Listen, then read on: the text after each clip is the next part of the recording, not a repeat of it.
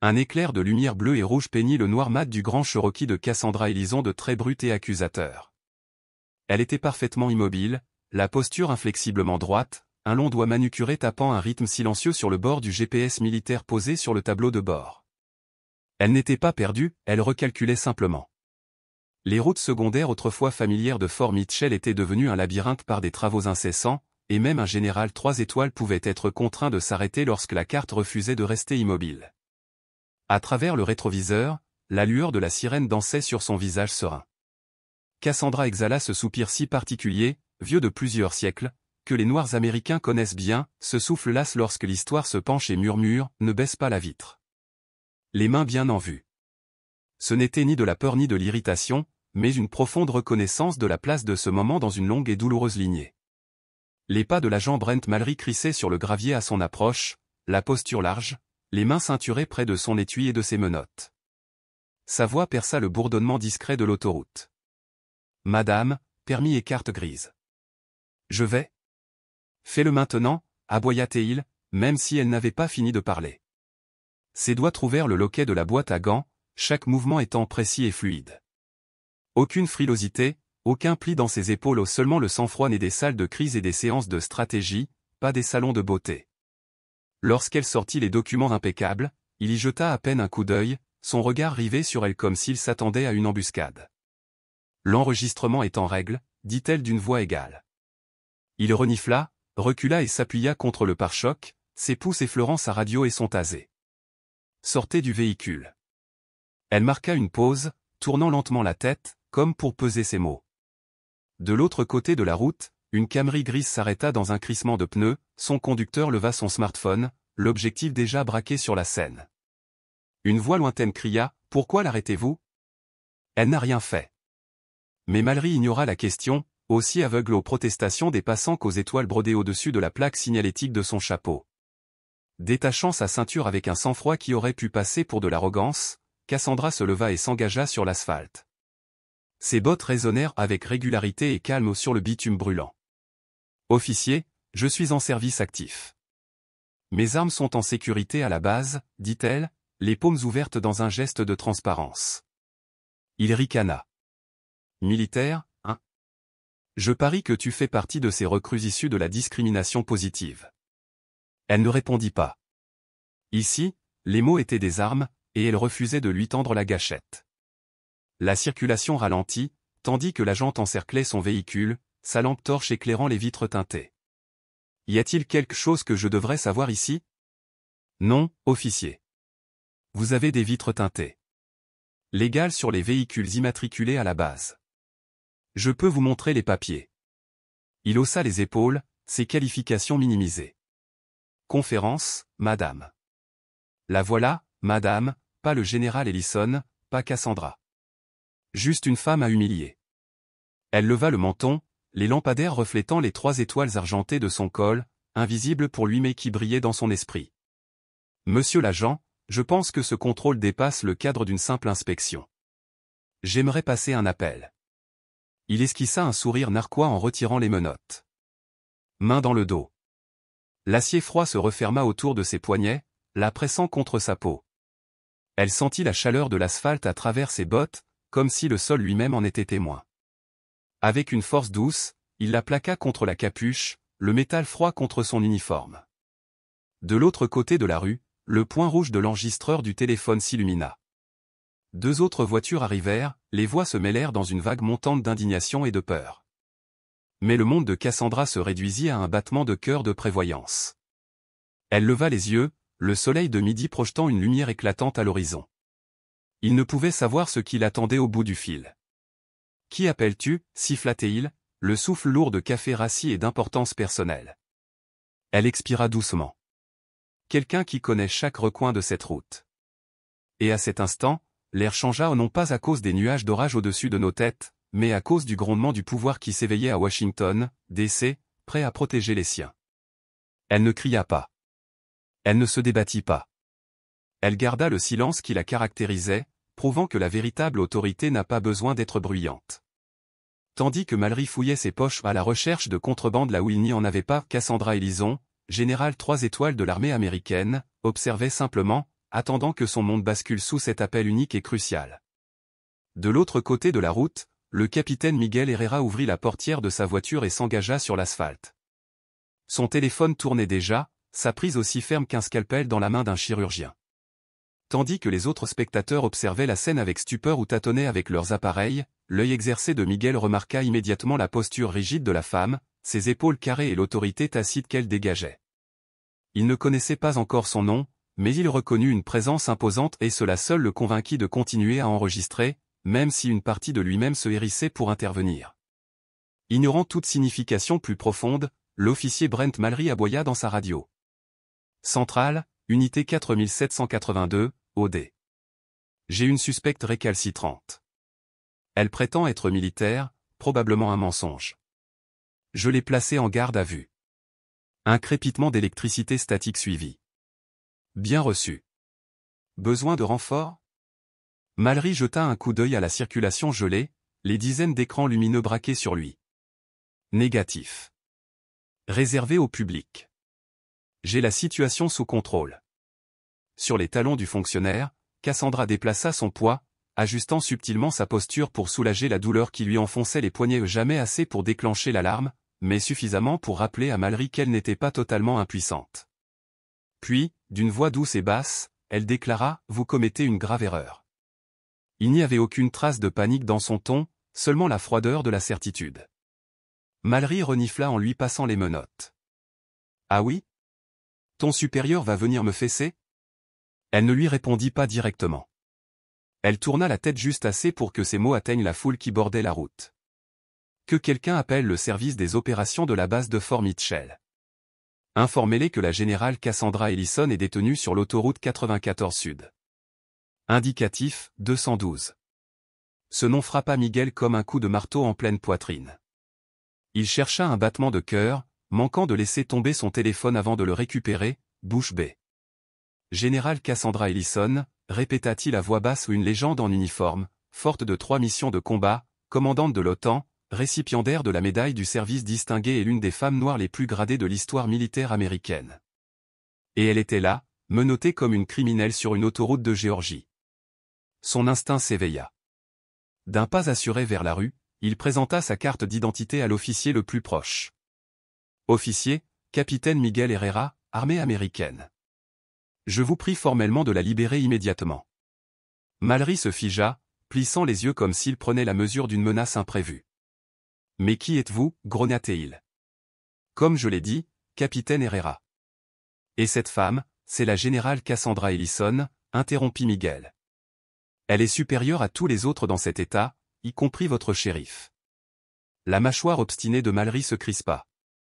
Personne n'est au-dessus des lois, murmura-t-il, puis il serra le bras de Cassandra pour la redresser. Vous, les militaires, vous pensez toujours que le grade a une importance dans la vie. Cassandra se redressa de toute sa hauteur, s'approchant suffisamment pour que Mallory puisse soutenir son regard d'acier. Ses lèvres tressaillirent tandis qu'il lui rendait son regard noir, puis il tourna les talons et se dirigea vers sa voiture de patrouille pour contacter le commissariat par radio. Tout a changé en un instant. Un bourdonnement lointain s'est transformé en une vibration puissante et frémissante, le rugissement caractéristique des rotors d'hélicoptères fendant l'air de l'après-midi. Non pas le jaune flamboyant familier des informations locales, mais le gris feutré d'un avion militaire, planant avec une précision chirurgicale à un demi-kilomètre au-dessus de la mêlée. Les doigts de Mallory planèrent au-dessus de son micro-radio. « Qu'est-ce que c'est que ça » siffla son partenaire, l'agent Davis. Cassandra n'eut pas besoin de parler, son téléphone, toujours niché dans le porte-gobelet de la Jeep, vibra 2 fois avant de se taire. Les renforts étaient arrivés. Un SUV noir et élégant s'est immobilisé derrière la circulation bloquée, vitres teintées et plaques d'immatriculation annonçant sa discrétion. Avant même que le véhicule ne soit immobile, la portière passager s'est ouverte et une femme en uniforme bleu marine impeccablement repassée s'est engagée sur le bas-côté de l'autoroute. Cheveux argentés relevés en un chignon serré, yeux comme des silex ébréchés, et une aura de commandement absolu. Le colonel Teresa Maddox avait atterri. Miguel fit instinctivement un demi-pas en arrière. Mallory, lui, ne le fit pas. Lequel d'entre vous est responsable de ces absurdités? La voix du colonel Maddox était calme, mais contenait la force d'un coup de tonnerre. Je suis l'officier Mallory, balbutia-t-il. Cette femme a refusé mes ordres et a prétendu avoir un statut militaire. Maddox leva une main gantée. Le silence tomba instantanément. Puis, sans un mot de reproche, elle se dirigea vers Cassandra, déverrouilla les menottes avec une petite clé et les fit glisser en moins de 3 secondes. Miguel expira si fort qu'il le remarqua à peine. Elle se tourna vers Mallory, le regard dur. Vous avez arrêté un général 3 étoiles sans vérifier son identité, ignorer une déclaration explicite de grade et violer les lois fédérales protégeant le personnel d'active. Savez-vous ce que cela signifie? Mallory ouvrit la bouche, la referma et finit par marmonner quelque chose à propos de « faire son travail ».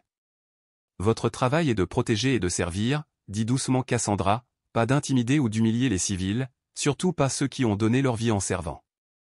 Mallory baissa les yeux, déglutit et se tut.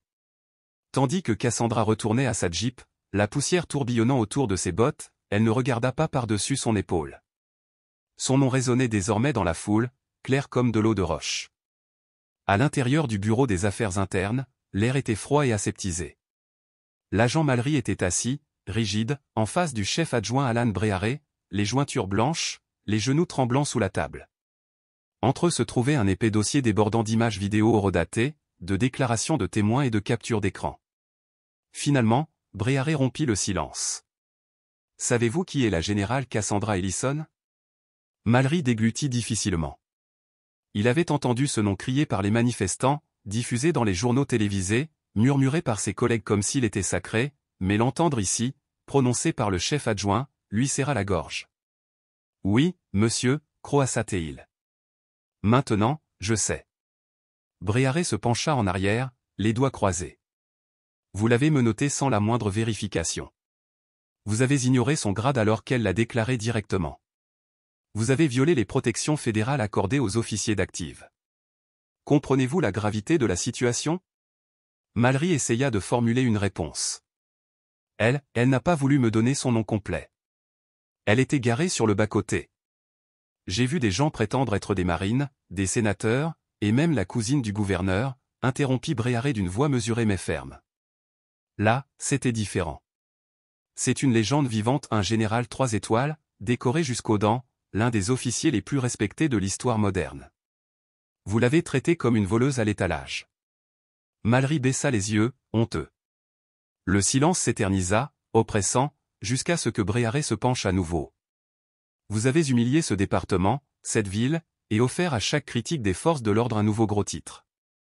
Ce n'était peut-être pas raciste, mais elle est noire, et d'innombrables témoins traceront cette ligne. Et devinez quoi, agent, cette ligne est aussi nette et ininterrompue qu'un scalpel. Mallory déglutit une fois de plus, le poids de cette vérité s'installant dans sa poitrine aussi lourdement que les menottes l'avaient fait sur les poignets du général Ellison. De l'autre côté de la ville, Cassandra Ellison était assise tranquillement dans le modeste salon de son frère. La lumière de fin d'après-midi filtrait à travers des rideaux vaporeux, projetant une douce lueur sur le canapé en cuir usé où elle avait ôté ses bottes. Ses cheveux étaient tirés en arrière en une simple chignon, et bien que son uniforme fût plié sur le fauteuil derrière elle, son esprit restait pleinement concentré. Laïga, son fidèle conseiller juridique, était perché en face d'elle, une cheville posée sur le genou opposé. Il tenait un bloc-notes impeccable sur sa cuisse, la monture sombre de ses lunettes lui donnant un air étonnamment érudit. Son costume bleu marine, impeccablement coupé, remplaçait le sweatshirt délavé de militant universitaire qu'il préférait, mais à tous autres égards, il était le même allié indéfectible. « Êtes-vous sûr de vouloir rendre cela public » demanda enfin Cassandra d'une voix calme mais ferme. Elle marqua une pause avant de répondre, comme si elle pesait le pour et le contre. Son regard se posa sur le téléphone qu'elle tenait à la main. Elle repassa la vidéo encore et encore, les ordres sévères de l'agent, sa voix posée insistant sur son grade, l'instant où Miguel s'avança, puis ce silence pesant lorsque son nom retentit de l'autre côté de la route 94. Finalement, elle posa le téléphone sur la table basse. « C'est là, dit-elle doucement. Je ne l'ai pas publié, mais tout le monde peut le voir maintenant. La question n'est pas de savoir s'il faut répondre, mais comment. » Il hocha la tête, un stylo posé sur son bloc-notes. « La presse exigera une déclaration. Tu ne veux peut-être pas être sous les projecteurs, mais la nation a besoin de ta voix. Cet homme n'a pas seulement arrêté un inconnu, il t'a arrêté, toi, un général 3 étoiles qui a versé son sang, combattu et dirigé des divisions que la plupart des gens n'apprennent que dans les livres d'histoire ou aux informations du soir. Tu es devenu un symbole, Kat. Elle s'adossa au coussin, les yeux rivés au plafond. Être un symbole ne m'intéresse pas. Il sourit ironiquement. Trop tard. Maintenant, il s'agit de choisir quel genre de symbole tu seras. Cassandra leva la tête. Que ferais-tu? Il réfléchit un instant. Si j'étais à votre place, je tiendrais une conférence de presse. Je citerais des noms, je demanderais des licenciements, j'exigerais de vraies réformes et je veillerais à ce que chaque policier de cette ville regarde en boucle cette vidéo de sensibilisation. Elle esquissa un petit sourire contrit. Et si c'était toi qui étais là? Il la fixa d'un regard fixe. Je te rappelle que ce n'est pas de la vengeance. C'est une question de responsabilité. Dehors, un groupe d'adolescents s'est rassemblé sur le trottoir, brandissant des pancartes faites à la main, l'une d'elles disait « Elle a défendu le pays ». Qui la défend? La sonnette retentit, nette et insistante. Cassandra se leva, chaque geste posé. Laïga la suivit tandis qu'elle franchissait le seuil. Dans le couloir se tenait le capitaine Miguel Herrera, sa casquette respectueusement tenue à deux mains. Je n'étais pas sûr de devoir venir, admit-elle en s'écartant. Je vous en prie. Il entra, son regard errant sur les médailles disposées sur une étagère voisine et sur les photos encadrées de Cassandra entourée de soldats de tous horizons, chaque image témoignant de l'unité dans la diversité. Je voulais juste vous remercier, dit-il d'une voix emplie d'admiration. Vu la façon dont vous vous êtes comporté hier, je ne pense pas que j'aurais pu rester aussi calme. Elle émit un petit rire, encore teinté de douleur. Des années de pratique, répondit-elle. L'expression de Miguel devint sérieuse. Je suis sérieux. Tu as changé quelque chose hier. Cette vidéo survivra longtemps après notre disparition. Et pour une fois, l'héroïne ne meurt pas au troisième acte. Son rire s'amplifia, la délivrance se mêlant au souvenir. Il hésita, puis demanda, « Regrettes-tu de ne pas avoir riposté ?» Elle secoua la tête, le regard fixe. « Non, et si je m'étais battu, tu n'aurais pas eu la chance de te racheter. » Et au final, c'est tout ce qui comptait. Son téléphone s'est à nouveau allumé. Un message du colonel Teresa Maddox, demande de réunion privée sur la conscience nationale. Êtes-vous prêt? Cassandra regarda Miguel, son pouce survolant l'écran avant de le verrouiller. Je suis prête, dit-elle. Il hocha la tête. Elle croisa son regard, sereine mais inébranlable.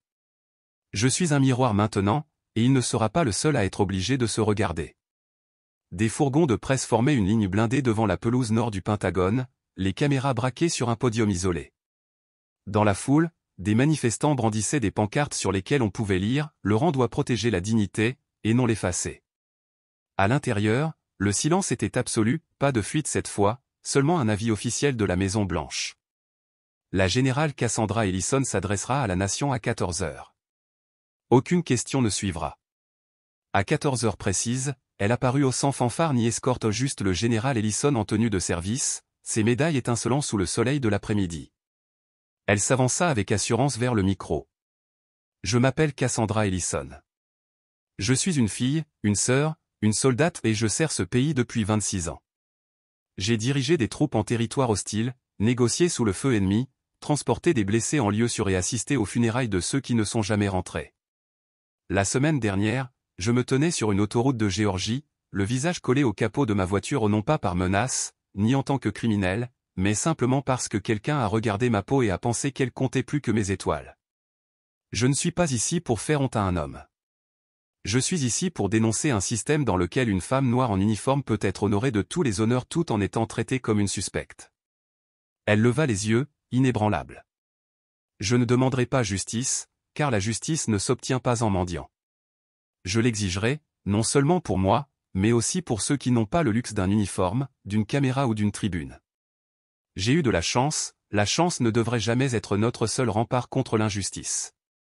Aucun applaudissement ne suivit, seulement un profond silence, bientôt rompu par un chant qui s'élevait, « Général Ellison. Général Ellison. » Cette nuit-là, l'agent Brent Mallory était assis seul dans son appartement tandis qu'un coursier lui remettait une enveloppe scellée. À l'intérieur, une seule ligne. À compter d'aujourd'hui, votre emploi au sein du service de police de Kingsford a été résilié. Alors que le journal du soir murmurait en fond sonore, il coupa le son de la télévision.